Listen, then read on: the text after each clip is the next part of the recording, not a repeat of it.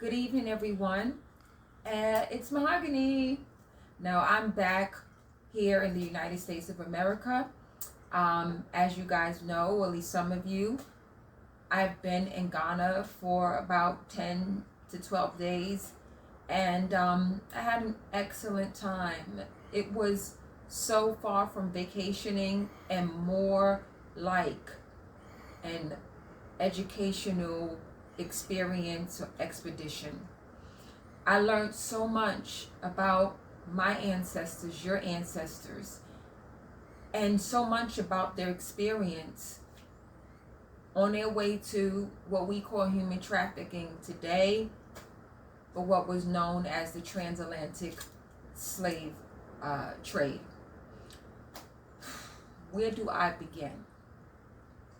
Well, I'm going to begin with my biggest concern, and that is the project that One Accord has picked up from being in Ghana, specifically in Cape Coast, Ghana, where I had the privilege of watching children, pre-K through first grade, playing at their primary school, and this would be the Brenu Primary School of Cape Coast. I was mesmerized. They were so content with basically nothing. And when I asked if I could walk the grounds and see how One Accord could be of a help, and I need you guys to know, any of you who have donated in the past 3 years, you are a part of One Accord. But when I saw this opportunity for us as a community to give back, there was no way that I wasn't going to come home and jump right on this project, and that being the video that you've seen over the past couple of weeks. But since that time, I've had some concerns brought to me, and it was all out of care and concern.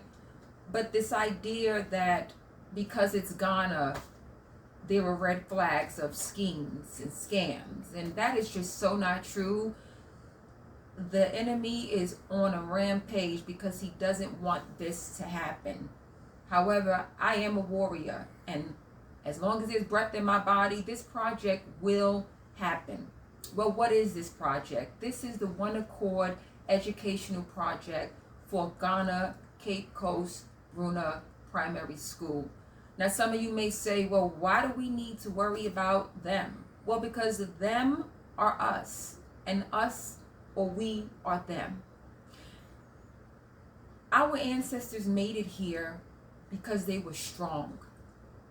One thing, if nothing else, I got from that trip was that these slave traders, whether they were Dutch, Portuguese, British, wherever they were, because everybody benefited from the transatlantic slave trade, everyone, okay, except for us. And so when I look at all of that, I noticed that they were basically weaning out the weak ones.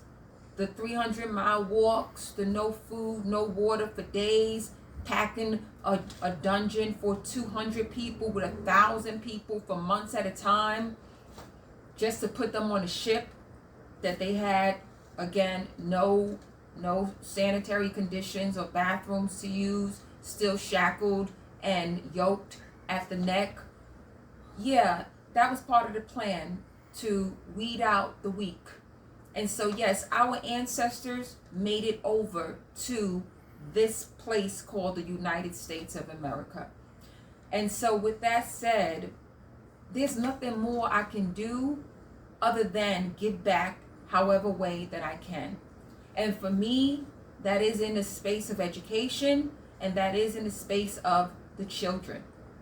Their spirits are so free and so innocent, and they deserve that vast beauty of education and free education. One of my professors in my master's program said something so profound to me, I will never forget it. And here it is. The best investment that you can make is investing in public education. Keep that in mind as I speak to you. Keep that in mind as you see the posts that I have put up and that I will continue to put up. I believe in my heart that it is a civil liberty for every child, every person, to have a meaningful and free education. And what I saw in Ghana, it was mesmerizing. It was breathtaking to see these little children just free and playing, not even aware of how much more they could have. But because their land was robbed and raped hundreds and hundreds of years ago, and because they only gained their independence, they meaning Ghana, in 1957, there's still a lot of building that needs, or rebuilding that needs to be done. Ghana used to be known for gold, and now all we can think of is scams. People, give me a break. But I believe in my heart that we owe it to our ancestors to pay homage to them and to give back. And yes, to be our brothers and sisters keepers. So right now my heart is filled with joy. My heart is filled with compassion. And my heart is filled with generosity and gratefulness, because I have another opportunity to help, and you do too.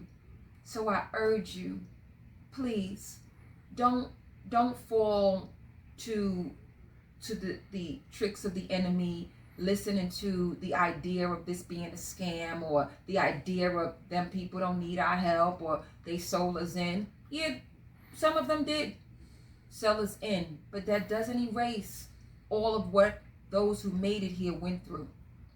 And so again, I urge you, please give to this fund. $1, $2, $5, $10, $20. A little bit goes a long way.